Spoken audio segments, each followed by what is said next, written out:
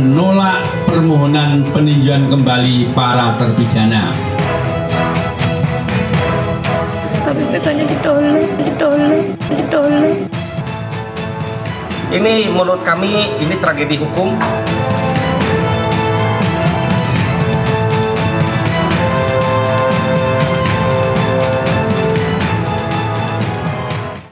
Pemirsa, tak hanya ketujuh terpidana, Mahkamah Agung juga menolak permohonan peninjauan kembali yang diajukan mantan terpidana kasus kematian Vina dan Eki, Saka Tatal.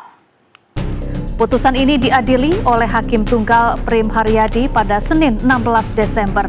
Sebelumnya, Saka mendaftarkan permohonan PK kasusnya ke Pengadilan Negeri Cirebon pada 8 Juli 2024. Pihaknya membawa 10 bukti baru atau novum pada sidang PK. Tujuannya ingin membuktikan bahwa kasus Vina dan Eki adalah kecelakaan tunggal, bukan pembunuhan. Namun jaksa penuntut umum menjelaskan bukti yang dibawa pihak Saka dalam sidang PK tidak sesuai dengan KUHP. Dalam sidang peninjauan kembali yang digelar sejak Juli lalu, Saka Tatal mengajukan 10 bukti pamungkas.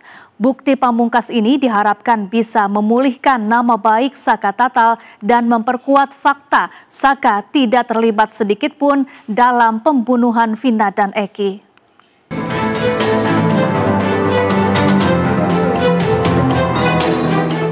Dalam sidang peninjauan kembali yang digelar di Pengadilan Negeri Cirebon, Saka Tatal mengajukan 10 bukti baru.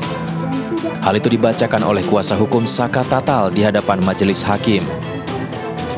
Pertama, tidak ada luka tusuk yang ditemukan pada jasad Eki. Kedua, luka di wajah Vina dilakukan oleh Andi yang merupakan buronan fiktif. Bukti ketiga, hasil visum Vina menunjukkan adanya pendarahan di hidung yang diduga akibat kecelakaan. Keempat, ditemukan serpihan daging di baut tiang penopang lampu jalan di TKP. Kelima, terdapat goresan di motor milik Eki pada bagian kanan yang sesuai dengan luka Vina dan Eki di bagian kanan. Keenam, kesaksian Liga Akbar yang mengakui kebohongannya di program rakyat bersuara iNews TV. Ketujuh, keterangan Kapolri mengatakan penyidikan kasus Vina tidak berdasarkan scientific crime investigation. Bukti ke-8, adanya keterangan dari Dedi Mulyadi bahwa adanya saksi yang tidak diperiksa oleh polisi, yaitu anak dari RT Abdul Pasren. Bukti ke-9, keterangan yang diberikan Saka Tatal dalam kondisi di bawah tekanan dan penyiksaan. Hakim diminta tolak keterangan Saka Tatal karena Saka adalah korban penyiksaan. Terakhir, penghapusan 2 DPO oleh Polda Jawa Barat dan dibatalkannya status tersangka Peggy Setiawan dalam sidang pra-peradilan. 10 bukti pamungkas yang diajukan Saka Tatal diharapkan bisa memuluskan langkah Saka Tatal memulihkan nama baiknya.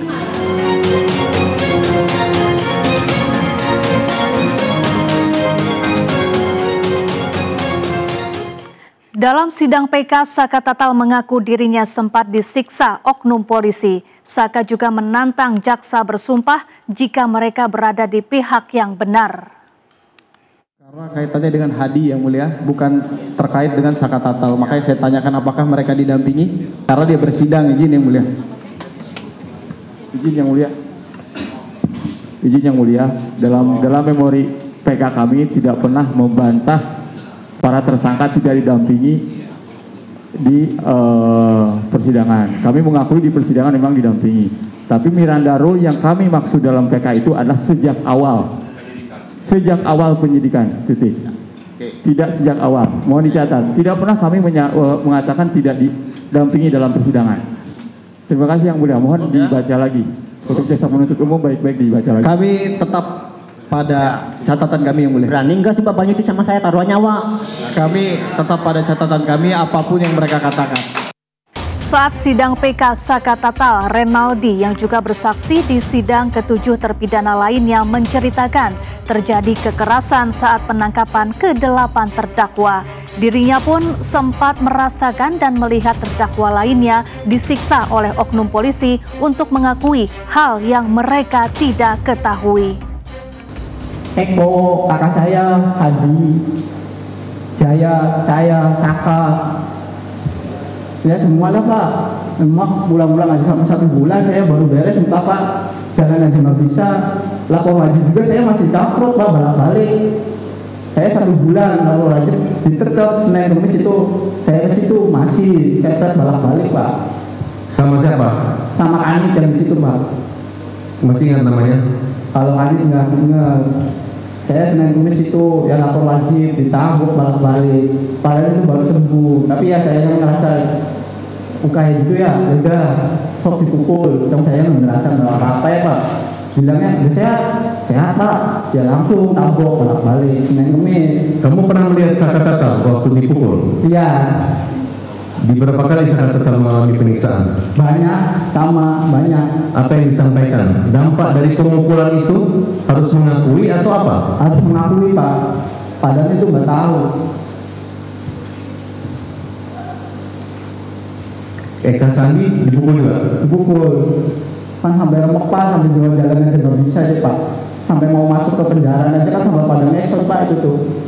Udah darah semua Pak, udah nggak pada gimana ya, pada nggak kuat lah. Kayak udah binatang bisa tuh, ya itu udah nyampe sana tuh Pak. Udah mau nyampe penjara aja saya udah dipukulin sama gembok, baru mau masuk itu. Habis dipukulin gembok saya diminum air kencing. 1 gelas gede, semuanya harus minum. Habis minum air kencing itu ada polisi yang bawa sendal hanger, semua ditabokin. Ya akhirnya sampai remuk Pak. Selain mengajukan PK untuk membuktikan dirinya tidak bersalah dalam kasus kematian Vina dan Eki, Saka Tatal juga nekat menjalani sumpah pocong Agustus lalu. Sumpah pocong dilakukan di Padepokan Agung Amparan Jati, Kabupaten Cirebon, Jawa Barat. Dalam prosesi ini, Saka Tatal bersumpah bahwa ia tidak terlibat dalam pembunuhan Vina dan Eki yang terjadi pada tahun 2016 silam. Sumpah pocong ini dilakukan sebagai tindak lanjut dari pernyataan Rudiana yang sebelumnya mengaku siap disumpah pocong untuk membuktikan bahwa Eki adalah anaknya.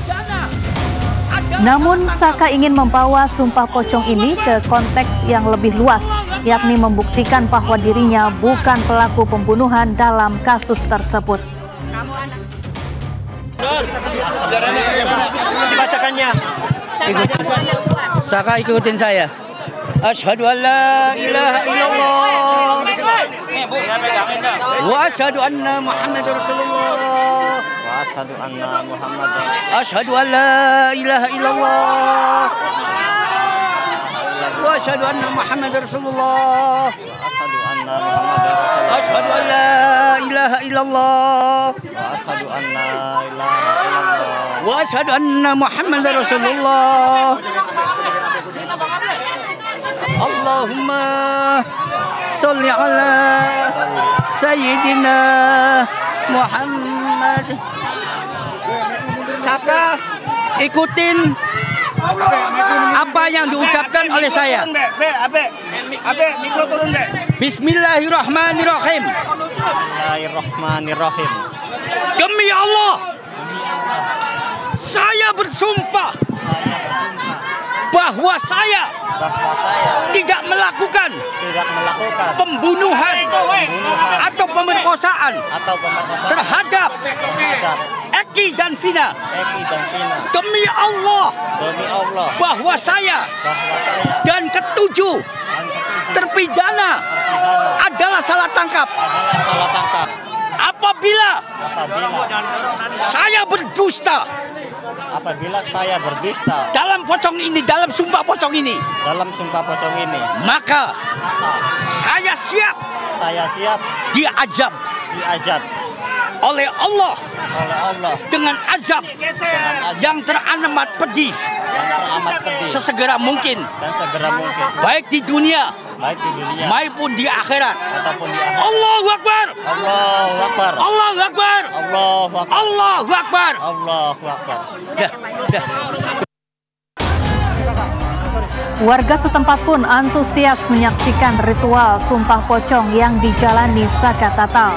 Sebagian warga histeris dan meneriakan dukungan untuk Saka Tatal. Tak ayal, Padepokan Agung Amparan Jati yang menjadi lokasi Sumpah Pocong penuh sesak oleh warga.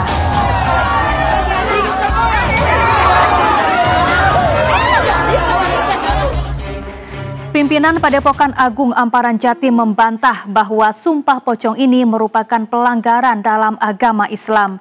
Menurutnya, Sumpah Pocong merupakan salah satu bentuk kearifan lokal. Ini adalah kearifan lokal yang sudah biasa kalau menemui jalan buntu di kampung-kampung ini ya dengan sebuah pocong. Makanya masyarakat juga sangat antusias sekali untuk menyaksikan semua pocong tersebut. Lain dengan halnya istilahnya sebuah jabatan atau istilahnya apapun yang di pengadilan kan nggak ada yang lihat. Tapi kalau sebuah pocong begini, masyarakat itu sangat antusias. Antusias? Iya. Untuk melihat prosesi daripada Sumpah Pocong ini. Ya, dampaknya sebetulnya saya ingin tanyakan. Dampaknya ini dampak negatif terutama. Ini akan sesegera mungkin kepada siapa yang berbohong dalam sumpah ini. Akan tetapi adapun waktu apanya itu urusan daripada Allah. Pesan moral daripada saya tentang soal pocong ini, soal Sumpah Pocong ini, saya rasa barangkali yang namanya soal Sumpah Pocong ini kan tidak bisa dimain-main. Karena apa? Sumpahnya biasa, Sumpah Pocong biasa, tapi efek atau tulahnya yang sangat luar biasa sekali. Jadi kalau kata saya, jangan main-main lah dengan Sumpah Pocong ini. Kita menangkap ada keriuhan. Semoga ini nggak berarti apa-apa. Mungkin ada kehadiran seseorang. Ya, silakan dilanjutkan. Jadi begitu. Dan adapun ada yang beranggapan kalau ini musyrik atau apa, ya silakan. Itu kepercayaan masing-masing. Dan kita pun nanti yang akan kita baca, nanti kalau prosesi akan kita iringi dengan bacaan Al-Ikhlas atau surat Al-Ikhlas atau Qul Huwallahu Ahad itu. Jadi musyriknya dari mana? Tidak. Wakil Sekjen Majelis Ulama Indonesia Ihsan Abdullah menyatakan tradisi Sumpah Pocong merupakan bentuk keputusasaan dalam memperoleh keadilan. Dalam hal ini Saka Tatal yakin tidak bersalah hingga berani mengikuti tradisi Sumpah Pocong. Padahal Sumpah Pocong bukanlah ajaran dalam agama Islam.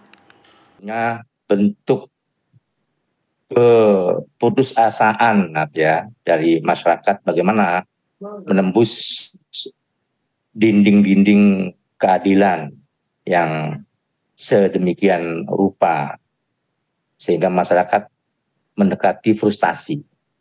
Nah, ini saya kira carut-marut penegakan hukum di Indonesia yang tentu saja menjadi perhatian kita semua. Bagaimana hukum bisa ditegakkan. Nah, bentuk lain dari cara memperoleh keadilan karena merasa tidak bersalah tetapi terus disangkakan, tentu ada banyak yang dilakukan oleh masyarakat. Di antaranya adalah ya melakukan Sumpah Pocong ini.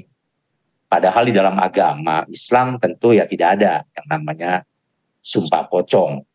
Tetapi di dalam Sumpah Pocong itu terkandung di dalamnya ada sumpah. Karena di lafadz-lafadz sumpah itu tadi disebutkan secara jelas lafadz kata-kata demi Allah ya dan seterusnya.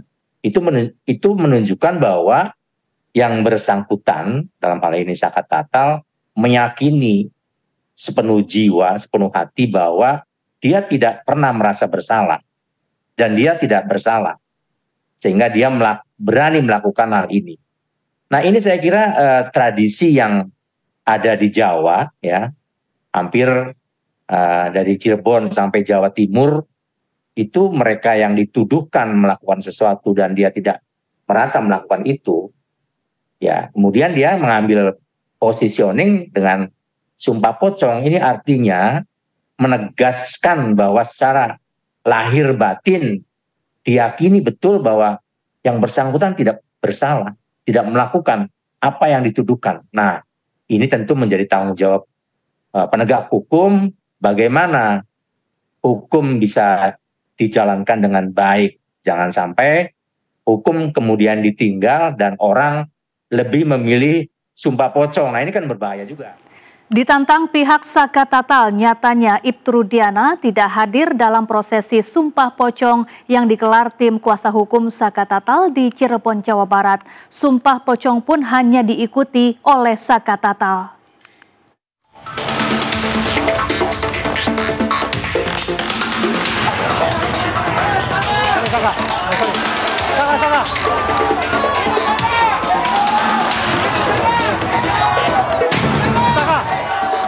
Ayah Eki, Ibtu Rudiana, tidak hadir dalam prosesi Sumpah Pocong. Menurut kuasa hukumnya, Rudiana tak punya kapasitas untuk menghadiri Sumpah Pocong. Apalagi Sumpah Pocong tidak akan memengaruhi proses hukum yang sedang berjalan. Karena itu merupakan upaya-upaya yang dilakukan oleh teman-teman baik litigasi maupun non-litigasi. Akan tetapi kalau memang saya ditanya pendapat terkait dengan Sumpah Pocong, karena memang hal tersebut tidak diatur di dalam ketentuan hukum acara pidana, saya tidak akan membahas itu karena saya tidak ada menemukan pasal apapun di dalam KUHP mengatur terkait dengan Sumpah Pocong tersebut. Jadi silahkan saja dan itu sah-sah saja gitu loh, itu kita hormati dan kita hargai. Seperti itu, Mbak. Baik, Bang Pitrat, tadi kenapa Ibtu Rudiana tidak hadir memenuhi undangan untuk melaksanakan Sumpah Pocong? Ya, yang pertama untuk menghadiri itu kapasitasnya apa dan tidak menghadiri juga kapasitasnya apa.